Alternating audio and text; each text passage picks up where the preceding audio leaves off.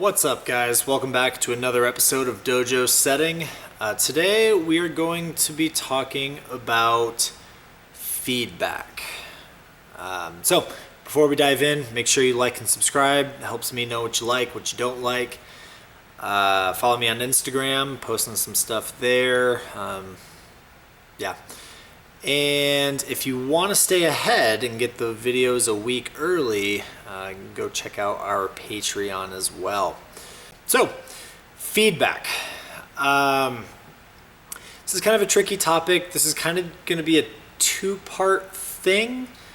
The other part being forerunning. So, we're going to start with the feedback aspect of it. There is good feedback and there is bad feedback. Saying things like, I didn't like it, or I really liked it, or stuff like that, it's like, well, great, but why? Usually when people come up to me in the gym and just like, hey, I didn't like that route that you set. It's like, cool, great. Sorry that you didn't like it. But if you give more helpful feedback, it makes your opinion weigh more. So, for example, you could, I didn't like it because there were sections of it that felt really choppy. There were moves that felt really awkward. This sloper kind of felt weird on my wrist. This foot felt way too far out and it hurt my hip to put it out there. Or that drop knee was too much. That's a lot of pressure on my knees. I don't like it. This crimp was a little too sharp. Maybe can we find something that's a little bit more, rounded out, that's a little bit more comfortable. Stuff like that. That's helpful. I'll post this to Instagram, but there's a little picture that I found a long time ago called A Routesetter's Guide to Interpreting Feedback. And it was a funny thing, but one of the things with it was that if the climber says, I don't like it, it usually just means that they can't do it. Inversely, I like that route means I could do it. I've worked with setters in the past that, you climb a boulder and they're just like, I don't like it. Well, why? I don't know, I just don't like it. That means nothing.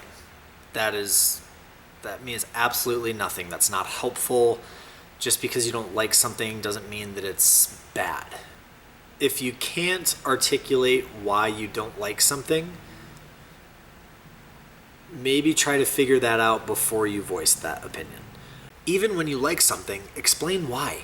I really like the flow. Everywhere I wanted a foot, there was a foot there. The rose move felt comfortable. It felt natural.